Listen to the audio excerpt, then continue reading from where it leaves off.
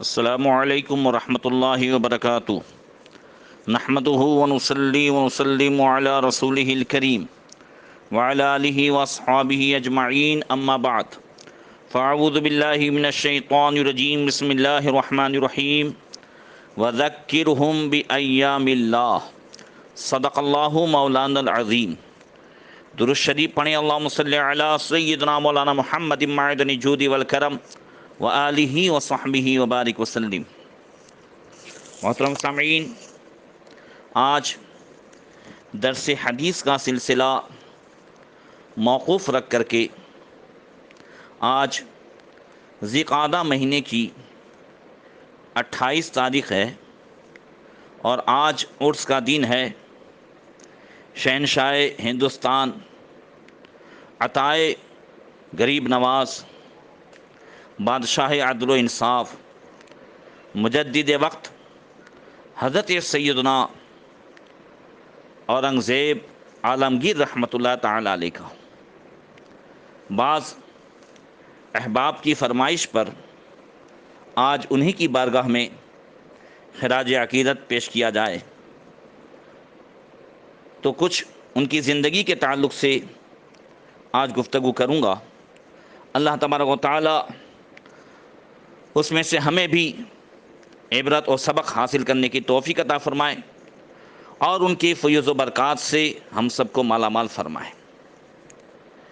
سرزمین ہند پر مغل خاندان کی 600 سالہ حکومت ہندوستان کی اسلامی تاریخ کا ایک سنہرا اور روشن باب ہے، لیکن مغل حکمرانوں میں خاص طور سے شہنشاہ ہندوستان حضرت اورنگزیب عالمگیر رحمۃ اللہ تعالی علیہ کا دور حکومت ہندوستان کی تعمیر و ترقی اور خوشحالی میں نمایاں حیثیت رکھتا ہے۔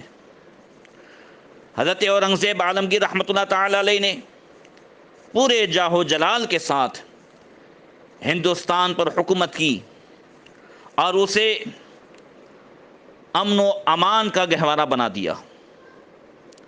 حضرت اورنگزیب امت مسلمہ کے داخلی و خارجی، اندرونی اور بیرونی مسائل پر ایک حساس نظر رکھتے تھے۔ مسلمانوں کی حالت زار پر آنسو بہاتے اور فریادوں کی فریاد رسی کیا کرتے تھے۔ وقت کے مائے ناز شہنشاہ ہونے کے باوجود آپ بیک وقت عالم دین بھی تھے، ولی کامل بھی تھے، حافظ قرآن بھی تھے اور مجدد وقت بھی تھے۔ جب اورنگزیب عالمگیر رحمۃ اللہ تعالی علیہ کو بادشاہیت عطا ہوئی تو آپ نے اپنی حکومت کی بنیاد منہاج شریعت پر رکھی اور اللہ کے عطا کردہ علم و اقتدار سے اسلام کی نشر و اشاعت کے لیے ایسی بے شمار خدمات انجام دی جو تاریخ کے صفحات پر سونے کے پانی سے لکھی جانے کے قابل ہے۔ ان تمام وجوہات کو مد نظر رکھتے ہوئے علماء اسلام نے حضرت اورنگزیب عالمگیر رحمۃ اللہ تعالی علیہ کو 11ویں صدی کا مجدد قرار دیا ہے۔ ہم جب دیکھتے ہیں حضرت اورنگزیب عالمگیر رحمۃ اللہ تعالی علیہ کی شخصیت کو، اللہ اکبر، تو بڑے بڑے اپنے وقت کے عظیم رہنما اور اولیاء کاملین ان کی بارگاہ میں خراج عقیدت پیش کرتے ہوئے نظر آتے ہیں۔ حضرت خواجہ سعید رحمۃ اللہ تعالی علیہ نے حضرت اورنگزیب عالمگیر رحمۃ اللہ تعالی علیہ کو جن القابات سے یاد کیا آپ بھی سماعت کریں۔ وہ فرماتے ہیں: ذل اللہ فی الارضین، رافع اعلام الشریعہ، کامع بنیان البدعۃ العبراء، مالک السلطنۃ القاہرہ، کاسر اعناق الکفرۃ الاکاسرہ، محی السنہ والاسلام، رحمت اللہ الانام، شہزادہ دینار عالی قدر، ناصر الملت البیہا، مروج الشریعت العظا، مؤید الدین القویم، مشید احکام الصراط المستقیم۔ اللہ اکبر، ایسے القابات سے آپ کو یاد فرمایا ہے۔ حضرت اورنگزیب عالمگیر رحمۃ اللہ تعالی علیہ شاہ جہاں کی محبوب بیوی ارجمند بانو بیگم کے جو ہے وطن سے مالوا اور گجرات کے سرحدی مقام یعنی دوحت، جسے آج ہم اور آپ داہود کہتے ہیں، اس داہود کی سرزمین پر رات کے وقت 15 ذی قعدہ سن ہجری 172 اور 24 اکتوبر عیسوی سن 1618 کو ہندوستان کے جلیل القدر بادشاہ اورنگزیب عالمگیر رحمۃ اللہ تعالی علیہ پیدا ہوئے۔ آپ کی ولادت اور پیشین گوئی سے متعلق آپ کے دادا جہانگیر اپنے ایک روزنامے میں لکھتے ہیں کہ اورنگزیب عالمگیر کی ولادت 15 ذی قعدہ سن 1072 کو ہوئی۔ ان کی پیدائش اس سلطنت کے لیے باعث برکت ہے۔ آپ کی ولادت کی خوشی میں آپ کے والد شاہ جہاں نے حسب دستور اپنے والد جہانگیر کو 1000 اشرفی نذر کی اور اس فخر روزگار بچے کا نام دادا جہانگیر نے اورنگزیب رکھا۔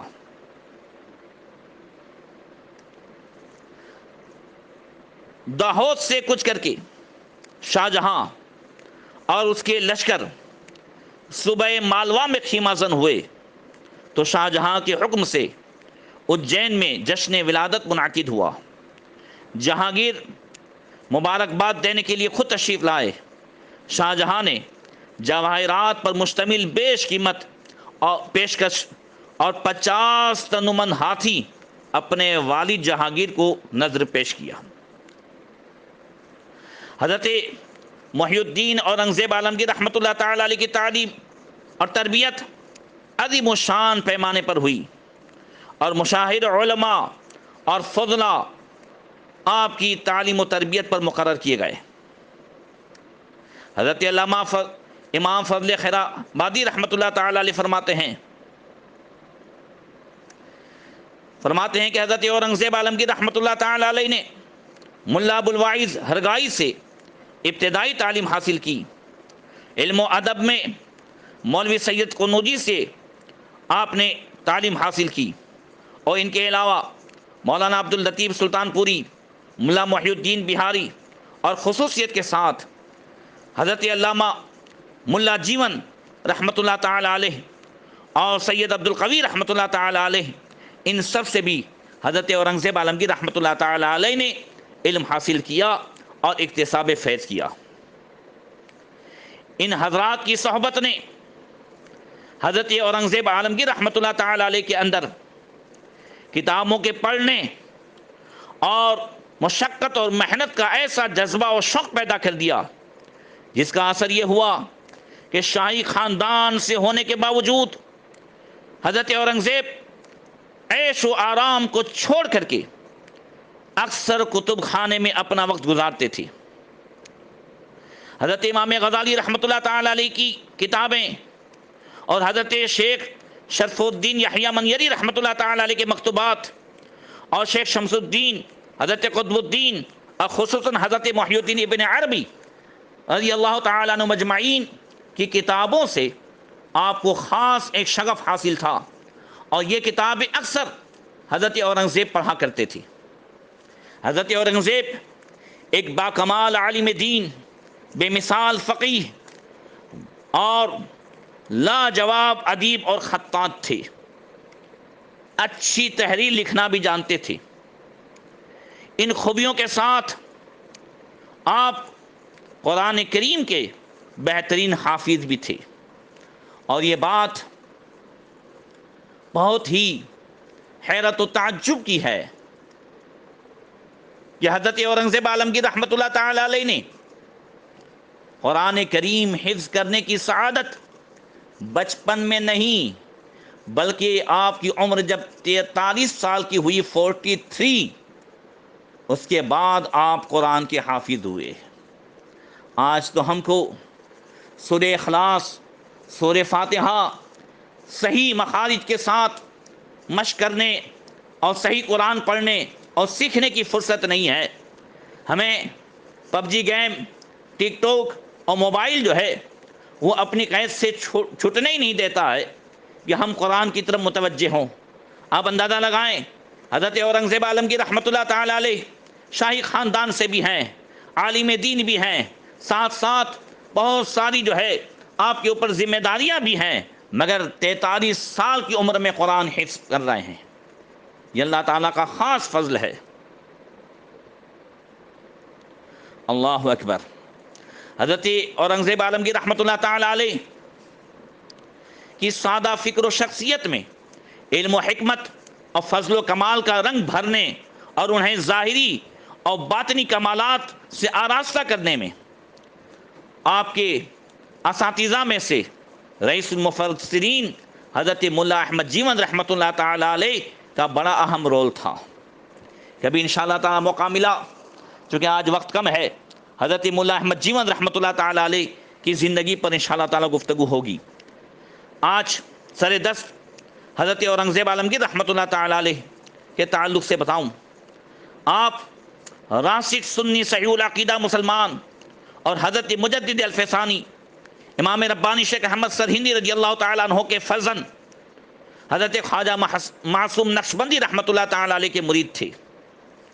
حضرت اورنگزیب شریعت پر پوری طرح کاربند اور بر صغیر میں احیاء دین کو اپنا فریضہ سمجھتے تھے۔ مذہب اسلام سے بہت محبت تھی اور آپ نے خوب جو ہے اس کی خدمت کی۔ اللہ اکبر۔ اسی کے ساتھ ساتھ حضرت اورنگزیب عالمگیر رحمۃ اللہ تعالی علیہ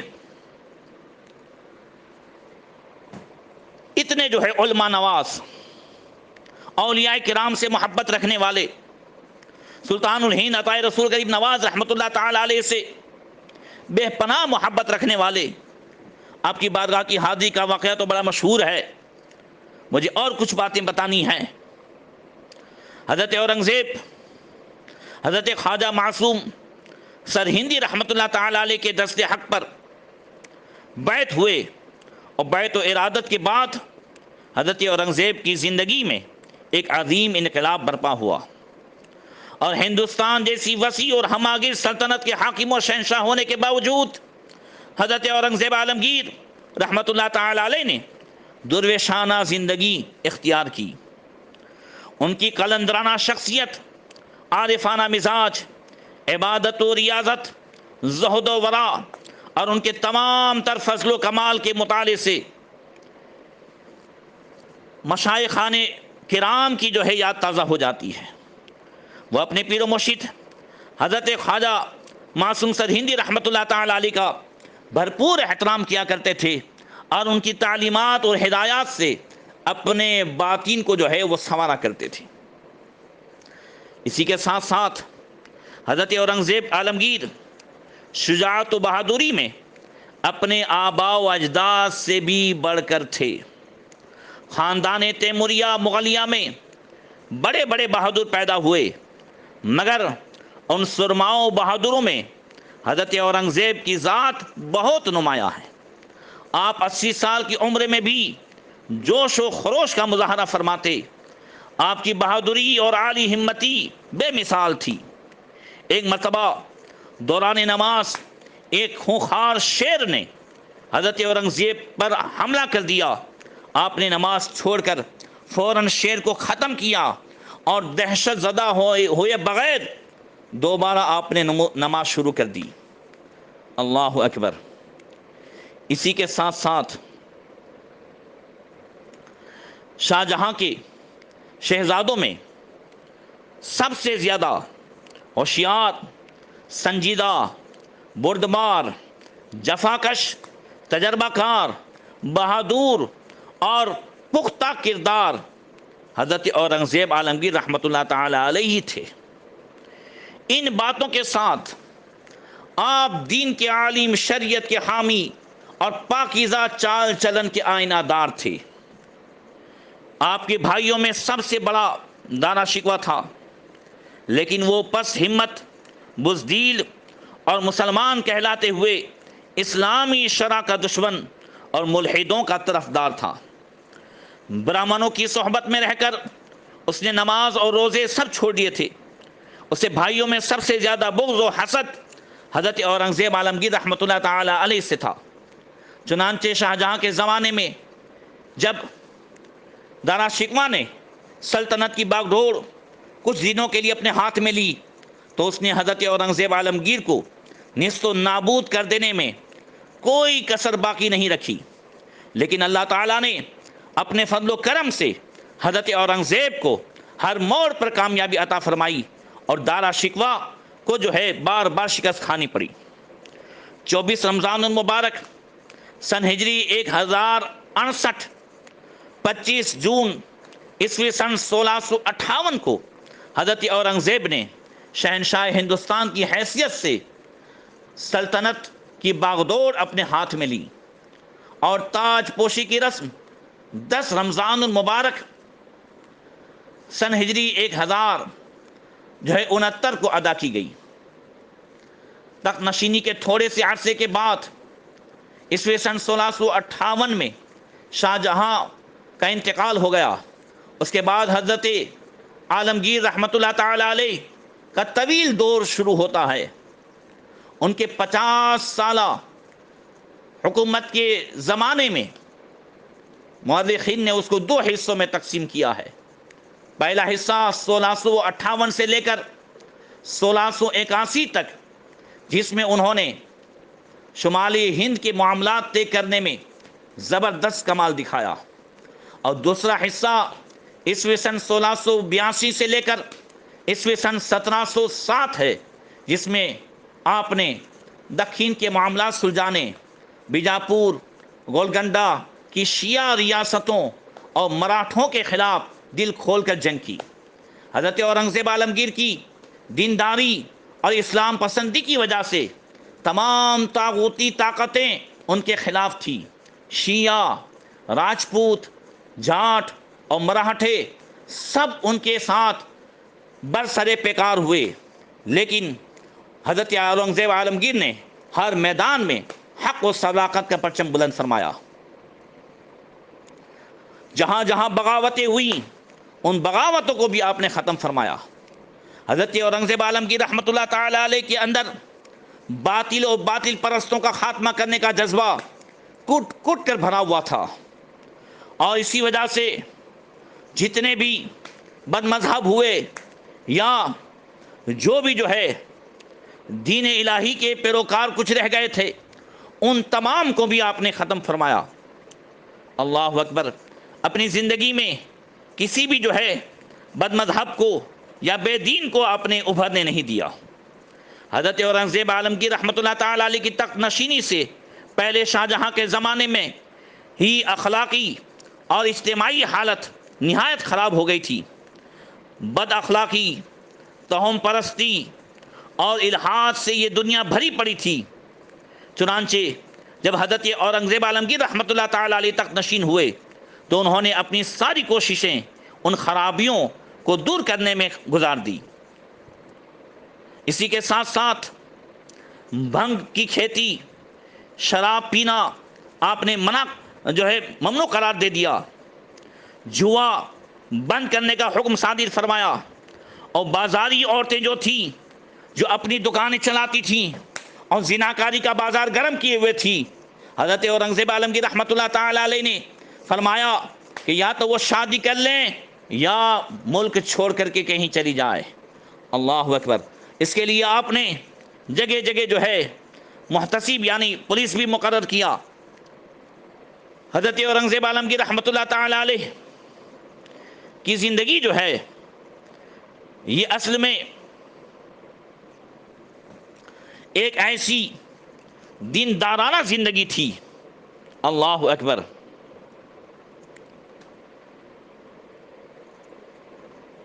اپنے اوپر شہنشاہی کا تاج آپ نے اس لیے نہیں رکھا تھا کہ خود عیش و آرام کی زندگی گزاریں، اپنے ٹھاٹ باٹ کے لیے رعایا پر طرح طرح کے ٹیکس لگائیں، بلکہ بادشاہیت آپ نے اس لیے قبول کی تھی تاکہ رعایا امن و سکون کی زندگی بسر کرے، ملک میں عدل و انصاف کا جھنڈا لہرایا جائے۔ اللہ اکبر۔ جتنے بھی غلط انداز کے ٹیکس وصولے جاتے تھے وہ تمام آپ نے جو ہے تقریباً 80 قسم کے ٹیکس سب نابود فرمائے، اور مسلمانوں پر زکوٰۃ کی وصولی پر آپ نے زور دیا، اور غیر مسلموں پر جزیہ جو شریعت کے مطابق ہے اس کے وصولی پر آپ نے زور لگایا۔ آپ کی حکومت میں آپ کی عدل و انصاف، اللہ اکبر، ملک بھر میں عدل و انصاف کا جھنڈا لہرا دیا گیا، اور طاقتور کمزوروں پر ظلم نہ کرنے پائیں، مسلمان اسلامی قوانین پر عمل کریں۔ آپ نے عدل و انصاف کا ایسا مضبوط شامیانہ تانا جس کے نیچے بھیڑیا بھی ایک دبلی کمزور بکری پر حملہ کرنے کی ہمت نہ کر سکتا تھا۔ اللہ اکبر۔ اندازہ لگائیں آج حضرت اورنگزیب عالمگیر رحمۃ اللہ تعالی علیہ چونکہ اسلامی سلطنت کے وہ ایسے عالمگیر بادشاہ تھے جنہوں نے اسلام کی نشر و اشاعت میں، قرآن کی نشر و اشاعت میں خوب جو ہے کامیابی حاصل کی، اسی وجہ سے غیر مسلم آپ سے حد سے زیادہ تعصب رکھتے ہیں اور آپ کی ذات پر طرح طرح کے حملے کرتے ہیں، تہمتیں، الزام، یہ ساری چیزیں ان کی تاریخ میں بھری ہوئی ہے۔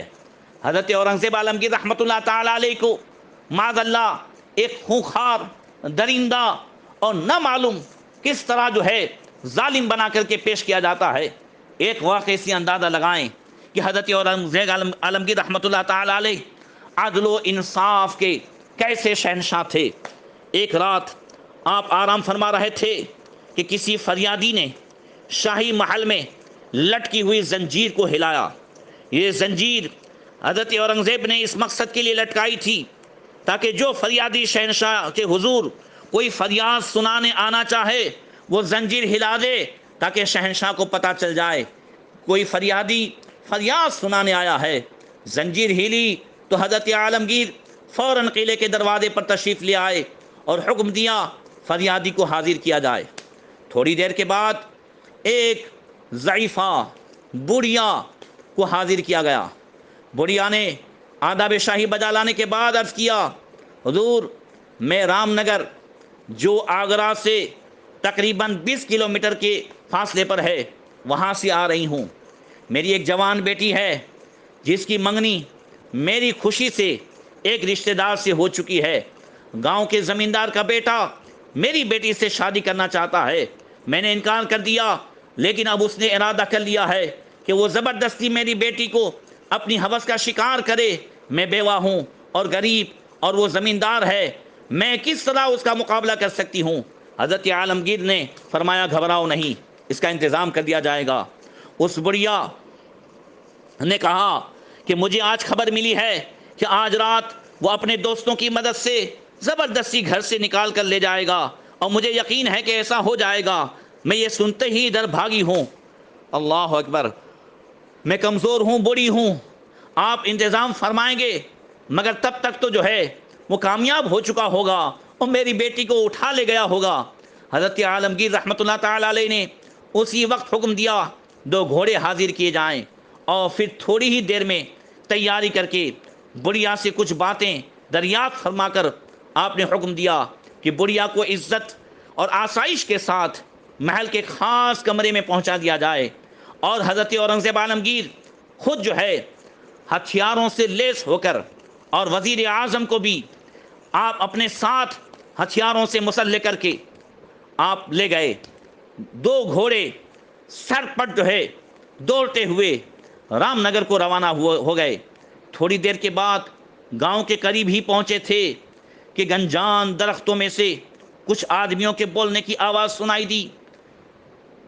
دونوں گھوڑوں سے اتر پڑے اور اس طرف گئے جہاں سے آواز آ رہی تھی۔ حضرت اورنگزیب عالمگیر اور آپ کے وزیر نے سنا، ایک آواز یہ تھی جو مردانہ آواز تھی، اور وہ کہہ رہا تھا دیکھو ضدی لڑکی کیوں جان گنواتی ہو، اب بھی سمجھ جاؤ اور میرا کہنا مان لو۔ اس لڑکی کی آواز آئی، اس نے کہا کہ آبرو کا صدقہ جان ہے اور میرے نزدیک جان کی کوئی قیمت نہیں۔ پھر اس جوان کی آواز گونجی، میں زمیندار اور صاحب دولت ہوں، خوبصورت ہوں، پھر انکار کیوں کرتی ہو؟ فوراً لڑکی کی آواز سنی حضرت اورنگزیب نے کہ میری ماتا نے آپ کا پیغام واپس کر دیا ہے، میں ماتا کی امانت ہوں۔ پھر وہ جوان کہتا ہے ہم تجھے جان سے مار ڈالیں گے۔ پھر وہ لڑکی کہتی ہے جو پرمیشور کی مرضی، یہ غیر مسلم تھے۔ اللہ اکبر۔ اب وہی جو ہے نوجوان کی آواز گونجی، باوا سنگھ، مسور سنگھ وغیرہ پہنچو۔ اس آواز کے سنتے ہی بہت سے نوجوان ادھر ادھر سے نکل آئے اور یہ حکم پا کر کہ اسے مارو، اس لڑکی پر حملہ کر دیا۔ قریب تھا کہ اس بیچاری لڑکی کو ختم کر دیتے، مگر حضرت شہنشاہ اورنگزیب عالمگیر اپنی تلوار سونت کر وہاں جا پہنچے اور بادل کی طرح گرج کر فرمایا خبردار، اور پھر بادشاہ وزیر دونوں نے ان بدماشوں پر حملہ کر دیا۔ زمیندار کے گروہ نے شہنشاہ کو اس لڑکی کا ہونے والا منگیتر سمجھا اور دل کھول کر مقابلہ کیا۔ گواروں کی ہڑبونگ اور لاٹھیوں کی بوچھار نے شہنشاہ اور وزیر کو زخمی کر دیا، لیکن اللہ اکبر، شہنشاہ کی تلوار نے ان میں سے اکثر کو موت کے گھاٹ اتار دیا اور کتنوں ہی کے ہاتھ پاؤں کٹ گئے اور کچھ بھاگ گئے۔ زخموں سے چور حضرت اورنگزیب عالمگیر نے اس لڑکی کو جو اس منظر کو دیکھ کر بے ہوش ہو چکی تھی گھوڑے کی پیٹھ پر ڈالا اور پیچھے آپ بیٹھ کر واپس روانہ ہوئے۔ وزیر بھی زخموں سے نڈال ہو چکے تھے، بادشاہ اسے سنبھالے ہوئے آ رہے تھے۔ ابھی گھڑی نے 2 ہی بجائے تھے کہ حضرت اورنگزیب عالمگیر آگرہ کے قلعے میں داخل ہوئے، لڑکی کو اس کی ماں کے سپرد کیا اور اسی وقت حکیموں اور جراحوں کو طلب فرمایا اور انہیں حکم دیا کہ وزیر کی مرہم پٹی کی جائے اور ہمیں مرہم پٹی کی ضرورت نہیں ہے۔ اللہ اکبر۔ صبح اٹھ کر شہنشاہ نے کوتوال کو حکم دیا اور دوپہر تک رام نگر کے زخمی اور وہ بھاگے ہوئے ان تمام آدمی جن میں وہ زمیندار بھی شامل تھا حاضر کر دیے گئے۔ شہنشاہ نے حکم فرمایا کہ ہماری وزیر کی طرف سے کوئی جو ہے شکایت نہیں ہے، ہم نے اپنا جرم معاف کر دیا۔ ہاں، اس مظلوم بڑھیا اور اس کی لڑکی پر جو ظلم ہوا ہے اس کی حسب قانون سزا دی جائے۔ ضعیفہ کو، اس بڑھیا کو شہنشاہ اورنگزیب عالمگیر رحمۃ اللہ تعالی علیہ نے 500 اشرفیاں اپنے خزانے شاہی سے عطا فرمائی، اور جب اس لڑکی کی شادی ہوئی تو شہنشاہ عالمگیر خود جو ہے اس شادی میں شریک ہوئے۔ اندازہ لگائیں آج حضرت اورنگزیب عالمگیر رحمۃ اللہ تعالی علیہ کی محض جو ہے دین سے محبت اور دین کی نشر و اشاعت کی وجہ سے آج ان کے ساتھ جو ہے دشمنی کی جا رہی ہے اور ان کی زندگی کو ایک غلط انداز سے پیش کیا جاتا ہے۔ اللہ اکبر۔ حضرت اورنگزیب عالمگیر رحمۃ اللہ تعالی علیہ آپ نے نہایت ہی سادہ زندگی جو ہے گزاری تھی۔ آپ ہندوستان کے ایسے شہنشاہ تھے جو افغانستان، تبت، ان سب پر آپ کی حکومت تھی۔ اس کے باوجود آپ سن کر حیرت کریں گے کہ حضرت اورنگزیب عالمگیر رحمۃ اللہ تعالی علیہ نے شاہی خزانے سے 1 پیسہ نہیں لیا۔ آپ نے بڑی سادگی کے ساتھ زندگی کے لمحات گزارے۔ آپ ٹوپیوں کے پلے میں بیل بوٹے، نقش و نگاری یہ نکال کر اس کا کام کر کے ٹوپیاں بیچتے تھے، اور اسی کے ساتھ ساتھ اپنے ہاتھ سے قرآن مجید لکھ کر اس کو ہدیہ کرتے اور ان دونوں کی آمدنی سے اپنا ذاتی خرچہ پورا کرتے۔ حضرت اورنگزیب عالمگیر رحمۃ اللہ تعالی علیہ نے 2 قرآن مجید اپنے خاص ہاتھ سے لکھ کر مدینہ منورہ میں مسجد نبی شریف کے اندر بطور ہدیہ جو ہے رکھوایا تھا، اور آپ کے دست مبارک سے تحریر کردہ قرآن مجید کے متعدد نسخے آج بھی ہندوستان کے مختلف عظیم الشان لائبریریوں کی زینت جو ہے بنے ہوئے ہیں۔ حضرت اورنگزیب عالمگیر رحمۃ اللہ تعالی علیہ اپنے وصیت نامے میں تحریر فرماتے ہیں، اندازہ لگائیں، فرماتے ہیں 4 روپے جو میں نے ٹوپیاں بنا کر کمائے وہ میرے کفن میں خرچ ہوں، اور 305 روپئے جو میں نے قرآن شریف کی کتابت سے حاصل کیے ہیں وہ غریبوں میں خیرات کر دیے جائیں۔ اللہ اکبر۔ آپ کے اسی حسن کردار سے ثابت ہوتا ہے کہ آپ نے ہندوستان کی شہنشاہی کا منصب عیش و آرام اٹھانے یا اپنی عظمت و شان بڑھانے کے لیے نہیں کیا تھا۔ اللہ اکبر۔ یہ اور بات ہے کہ اللہ تعالیٰ نے جو عظمت و جلال، رفعت و بلندی آپ کو عطا فرمائی تھی وہ مغل بادشاہوں میں تیمور لنگ سے لے کر بہادر شاہ ظفر تک کسی کو حاصل نہیں۔ آپ کے دور حکومت میں مسلمانوں کے ساتھ غیر مسلم رعایا بھی چین و سکون کی زندگی گزارتے تھے۔ ملازمت کا دروازہ آپ نے سب کے لیے برابر کھول رکھا تھا۔ آپ کی حمایت و وفاداری میں جس طرح ایران اور توران کے مسلمان اپنی تلوار کے جوہر دکھاتے رہے، وہیں آپ کے جھنڈے کے نیچے ہندوستان کے ہزاروں راجپوت جو ہے سپاہی اور افسران بھی اپنی دشمن پر تلوار چلاتے رہے اور آپ کے ساتھ مل کر کام کرتے رہے۔ اسی کے ساتھ ساتھ حضرت اورنگزیب عالمگیر رحمۃ اللہ تعالی علیہ کے دین کے معاملے میں خدمات، جگہ جگہ آپ نے مدرسے قائم کیے، علماء طلباء کے لیے آپ نے، مدرسین کے لیے، ان کی معیشت کے لیے جاگیریں وقف کی، زمینیں جائیداد ان کو دیں اور ہر طرح سے ان کے وظائف مقرر کیے۔ اسی کے ساتھ ساتھ فتویٰ عالمگیری جو آج تقریباً جو ہے عربی میں 6 جلدوں میں، اردو میں 10 جلدوں میں موجود ہیں، ہر ایک میرے لائبریری میں بھی ہے، میرے موبائل میں بھی ہے۔ اللہ اکبر۔ یہ حنفی مذہب کی وہ کتاب کہ بلا شبہ ہندوستان کے حنفی علماء ہدایہ کے بعد بہترین فقہی کتاب جو ہے فتویٰ عالمگیری کو تسلیم کرتے ہیں۔ حقیقت یہ ہے کہ اس کتاب نے علماء اور طلباء کو فقہ کی دوسری کتابوں سے بہت حد تک بے نیاز کر دیا۔ یہ کتاب حضرت اورنگزیب عالمگیر رحمۃ اللہ تعالی علیہ نے 2 لاکھ روپے اس میں خرچ کیے اور مسلسل کئی سالوں تک اس کی تدوین ہوتی رہی اور تقریباً 500 علماء اس میں مقرر ہوئے، اور اس طریقے سے فقہ حنفی جو کئی جو ہے کتابوں پر مشتمل تھی اس کو آپ نے ایک جگہ جمع فرمایا۔ اللہ اکبر۔ روزانہ 1 گھنٹہ نکال کر کے حضرت اورنگزیب عالمگیر خاص کر کے ان تمام علماء کے جو صدر تھے حضرت ملا نظام الدین رحمۃ اللہ تعالی علیہ، ان کے پاس بیٹھ کر کے سنتے تھے۔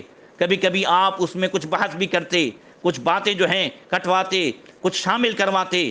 اللہ اکبر۔ خود آپ ایک جید عالم اور مجدد وقت تھے۔ سرکار اعلیٰ حضرت رضی اللہ تعالیٰ عنہ کے شاگرد و خلیفہ حضور ملک العلماء علامہ ظفر الدین بہاری رحمۃ اللہ تعالیٰ علیہ نے اپنی کتاب 14ویں صدی کے مجدد اعظم میں، اور حضرت علامہ مولانا غلام مصطفیٰ مجددی پاکستان نے تذکرے مجدد دین اسلام میں، اور حضرت علامہ رئیس القلم یاسین اختر مصباحی نے اپنی کتاب امام احمد رضا اور رد بدعات و منکرات میں حضرت اورنگزیب عالمگیر رحمۃ اللہ تعالی علیہ کو مجدد لکھا ہے۔ حضرت اورنگزیب عالمگیر رحمۃ اللہ تعالی علیہ ہمہ پہلو شخصیت کے مالک تھے اور نہایت ہی سادہ زندگی بسر کرتے تھے۔ انہوں نے اسلام کو زندہ کیا، اس لیے غیر مسلم مورخین انہیں پسند نہیں کرتے اور ان پر لعن طعن کرتے ہیں۔ مسلم مورخین نے ان کے کردار کی عظمت کو سلام کیا ہے اور ان کے جملہ کارناموں میں مجددی تحریک کو روح رواں قرار دیا ہے۔ ڈاکٹر اقبال نے بھی انہیں بر صغیر کا عظیم ترین حکمران کہا ہے۔ حضرت اورنگزیب عالمگیر رحمۃ اللہ تعالی علیہ کی حکومت و سلطنت کا یہ جو ہے رقبہ، جیسا کہ میں نے بتایا کہ ہندوستان، افغانستان اور تبت، ان تینوں ملک کے جو ہے آپ تنہا شہنشاہ تھے۔ آپ 50 سال 1 مہینے اور 15 دن تک حکومت پر فائز رہے، اور 28 ذی قعدہ سن ہجری 1118 اور 11 فروری عیسوی سن 1707 جمعہ کے دن آپ کا وصال ہوا، اور خلد آباد میں جو شہر اورنگ آباد سے 12 میل تقریباً 15 کلومیٹر کے فاصلے پر واقع ہے، وہیں آپ کا مدار ہے۔ اللہ تبارک و تعالی ان کے فیض و برکات سے ہم سب کو مالا مال فرمائے، اور ان کی زندگی سے ملنے والے جو سبق ہیں کہ اتنی مصروفیات کے باوجود وہ دین کی طرف کس طرح مائل تھے، نماز، روزے ان تمام کے، بلکہ نوافل و تہجد کے بھی پابند تھے۔ اللہ تعالی ہمیں بھی عمل صالح کرنے کی توفیق عطا فرمائے۔ السلام علیکم ورحمۃ اللہ وبرکاتہ۔